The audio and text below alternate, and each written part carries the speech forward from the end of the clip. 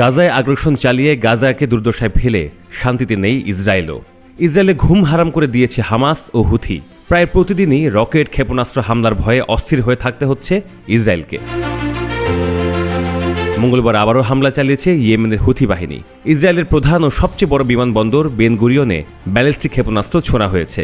ফিলিস্তিনিদের প্রতি সংহতি জানিয়ে তারা এই হামলা চালিয়ে যাবে বলে আগেই ঘোষণা দিয়েছিল ইয়েমেন বাহিনী। তাদের কথা, ফিলিস্তিনের আগ্রাসন ও হামলা বন্ধ করে পাত্তারি গুটিয়ে না ফেরা পর্যন্ত ইসরায়েলকে সব দিক থেকে বিচ্ছিন্ন করে দেয়া হবে।